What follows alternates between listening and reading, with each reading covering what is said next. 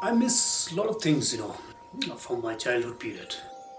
I kind of miss the sound of the water. I miss the sound of the animal and the people calling each other, shouting. I was born at a time when things were functioning in more traditional manner. So over the years, I've literally seen how Ladakh is changing. There's all sorts of issues cropping up. A lot of insecurity among the people, which is very much connected to the global change in weather pattern, climate change, temperature rise.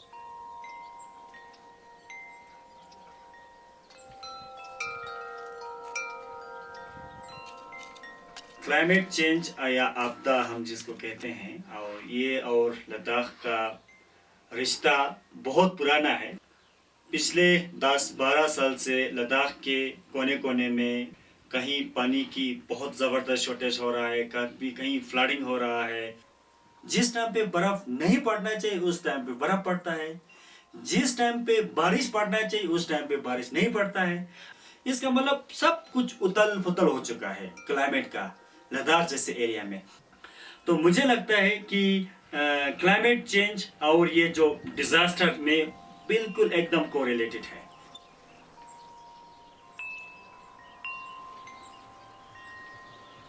We analyze the mean minimum and the mean maximum temperature during the summer and the winter. An increase of 0.8 and 1 degrees over the past 30 years is a major change.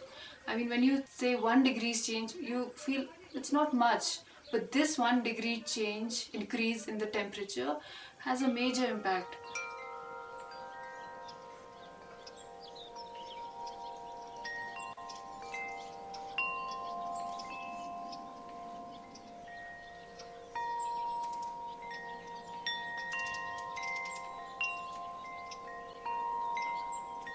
आपको ये हमेशा याद रखना पड़ेगा कि आपका जो environment है, जो इकोसिस्टम जो है, वो बहुत फ्रजाइल है, बहुत नाजुक है।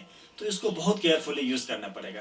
अदरवाइज क्या होगा कि जिस तरह के डिज़ास्टर अभी होना शुरू हुआ है, अगर ये कंटिन्यू रहा तो शायद हमें उतना फ्यूचर अच्छा नहीं लग रहा है। मगर ये ज़रूरी ये है कि अभी भी अपने हाथ में है, अभी हम कंट्रोल कर सकते हैं कि हम अपने फ्यूचर हम खुद बनाएं, हम अपने इन्वायरमेंट को हम खुद बचाए रखने की कोशिश करें, क्योंकि हमारा एक लिमिटेड कैपेसिटी होता है।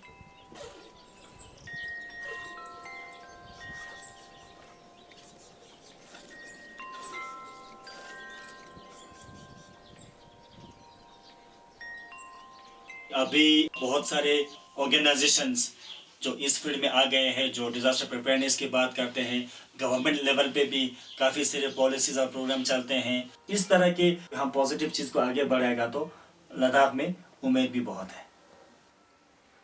NGOs as well as the government, the administration, they can both work together to make these local village level management committees functional. So the government will introduce these formation of committees and other things at the government level, and at the same time we can seek this one participation of the people and as well as the Panchayat Raj institutions.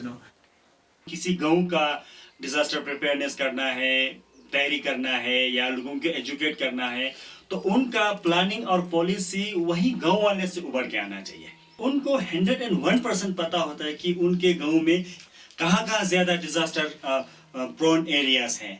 मेरे कहने का मतलब ये है, अगर हम किसी भी तरह के हम डिज़ास्टर रिस्क रिडक्शन या DRR हम जिस तरह की भी बात करते हैं, तो उसमें मल्टी स्टेक होल्डर को इन्वॉल्व करके करना बहुत ज़रूरी है। वहाँ से जो कुछ भी प्लानिंग अगर बन के आए और रफ शक्ल में भी आए, उसको हम डिस्ट्रिक्ट लेवल पे लेके आए, डिस्ट्रिक्ट लेवल पे हम उसको स्टेट लेवल पे लेके जाए, फिर हम नेशनल लेवल के लेके जाके उसको अगर उनका नॉलेज, उनका विजडम को नेग्लेक्ट ना करते हुए अगर हम उसको सही तरह से पॉलिसी में कन्वर्ट करें, फिर इस पर इम्प्लीमेंटेशन करेगा, तो मुझे लगता है कि 101% हम इसको अच्छी तरह यूज़ कर सकते हैं।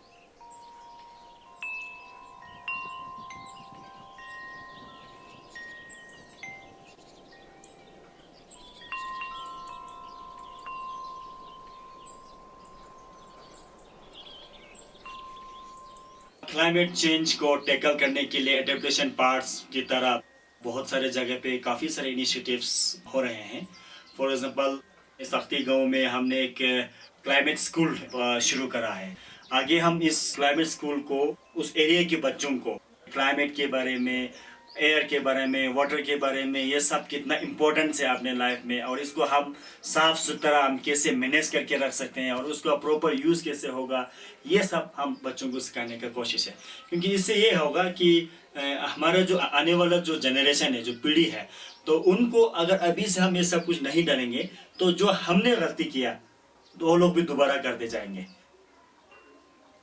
If we could choose the medium of the students to communicate between the people in regard with the climate, then I think that it will be of the great benefit.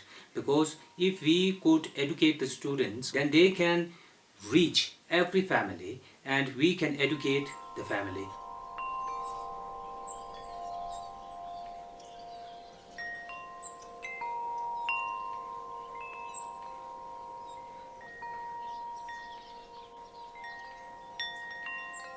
हमारे वहाँ पे साथ साथ में हमने एक AWS भी लगा दिया, ऑटोमेटिक वेदर स्टेशन जिसको हम बोलते हैं।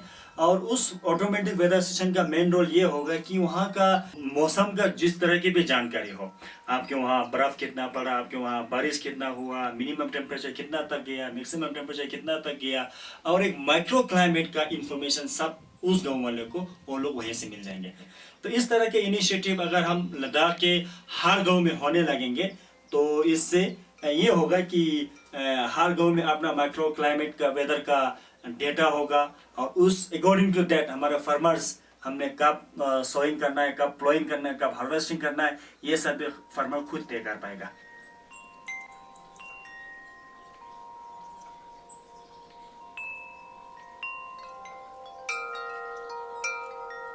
हमारे जो ग्लेशियर्स जो थे अभी तो रिसीट हो रहा है, क्योंकि एक तो क्लाइमेट चेंज और इंस्टेबिलिटी की वजह से बर्फ़ कम पड़ रहा है, दूसरा जो टेम्परेचर है उसकी वजह से समर में कुछ ज़्यादा ही हीट होता है तो उसकी वजह से वो पिघल जाते हैं।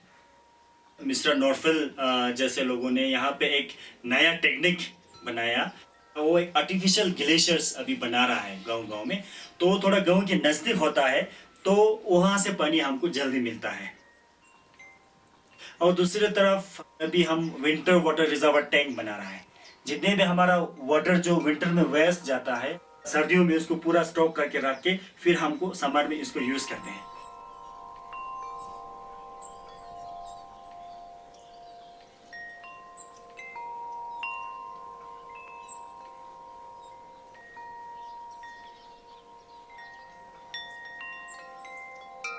तो क्लाइमेट चेंज इसलिए हो रहा है, ये एक मैन मेड डिजास्टर है।